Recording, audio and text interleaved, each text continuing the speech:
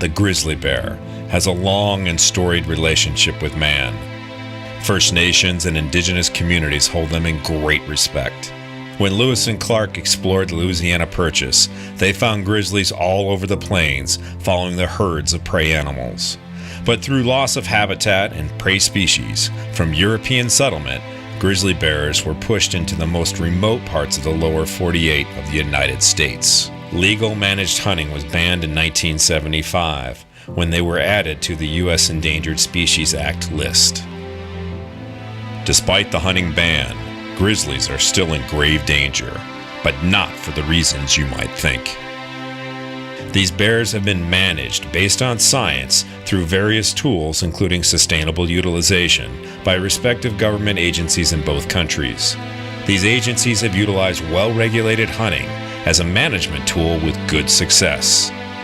Grizzly bear hunting has also created a value which has helped pay for wildlife conservation and has created jobs in geographically remote communities. In the continental United States, grizzly bear populations are expanding and human-wildlife conflicts are on the rise.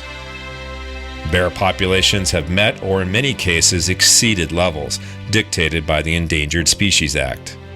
Grizzly bear hunting has become a tool for politicians and anti-hunting organizations to use to promote greed, power, or to rally the emotional voter base at the polls.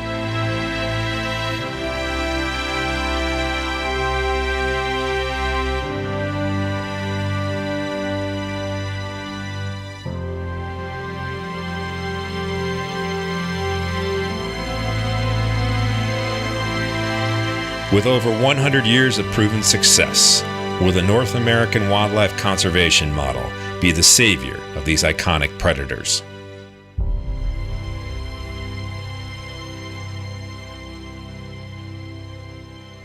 the case of this magnificent animal, we're announcing today that there will be no killing of them.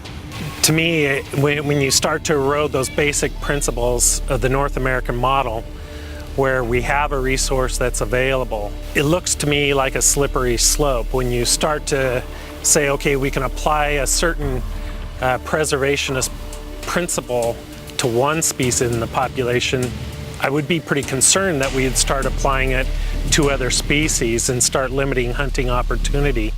And the more people within a democracy that express their values for wildlife, but by turning on to the environment and what it takes to produce wildlife for everybody.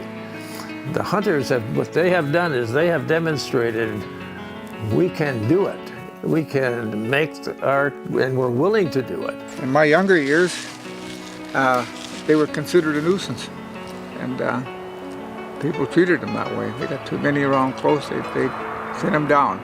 One of the reasons there were grizzly bears on the prairie and they were so numerous in the areas is because they had buffalo to eat. If you go to the Pacific Northwest, what are they eating? Salmon, right? Take the salmon out of the situation, take the buffalo out, there's a lot less food to eat. I mean, it's just, stands to reason, that's the way it works. And so, if you want to protect bears, if you want there to be more bear numbers, if you want there to be more wildlife, then you have to also protect their food at some level. I'm saying just think about the connections. It's not just about saving, the fluffy little animal. It's about looking at what the animal eats, what its relationships are to other animals, and it all comes back to those places where they live. Grizzly bears has got burning brain, really mean nerves they got. They have no idea a grizzly bear can outrun a thoroughbred horse in 50 yards. They have lightning speed, and they're absolutely, not to be messed with at all. I love them. I think they're necessary. The fact that we are not separate from nature, we are a part of nature, and at some point when you feel you're ready to take nourishment and to actually become an active part in that drama, to give hunting a try. I see no problem with us hunting with all the stipulations they have on bear now. I see no problem with them. Coming up in Chapter 2 of Grizzly Bear, the adventure in the Alaskan bush is just beginning for subsistence trapper Nate Turner and conservationist and hunter Olivia Opry.